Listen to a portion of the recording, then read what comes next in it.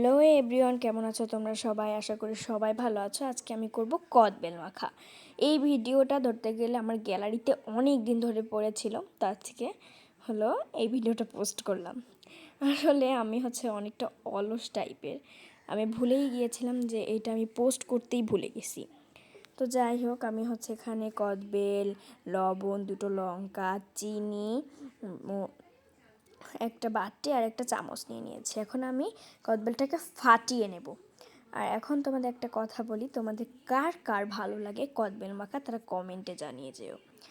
আসলে আমি এতটাই অলস যে আমি এই ভিডিওটা পোস্ট করতেই ভুলে গেছি। আসলে মানে আর কি বলবো, সারাদিন শুয়ে বসে থাকি, বাট কোনোই কাজে আসে না। অ্যান্ড আমি এখন ফাটিয়ে নিয়েছি। আর আমি এখন চামচ দিয়ে এইটাকে বের করে নেব, মানে সব কদবেলগুলোকে বাটির মধ্যে রাখবো। এই যে এখন রেখে দিয়েছি।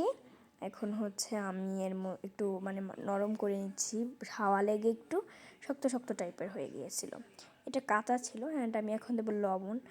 লবণ একটু বেশি পড়ে গিয়েছিল, তার জন্য একটু লবণ এভাবে উঠিয়ে ফেলছিলাম। এখন আমি মাখাচ্ছি এটাকে লবণ দিয়ে ভালো করে।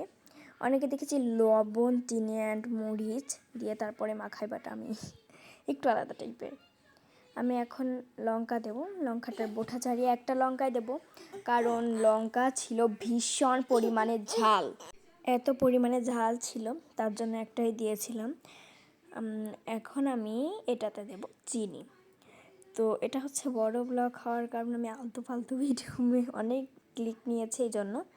অ্যান্ড এখন আমি এটাকে মাখাবো। চিনির পরিমাণ অনেকটা কম হয়ে গিয়েছিলো, শেষমেশ আমাকে পুরো বাটির চিনি ধরেই ঢেলে দিতে হয়ে গিয়েছিলো, যেহেতু কাঁচা কদবেল অতটাও মিষ্টি না, এই কারণে।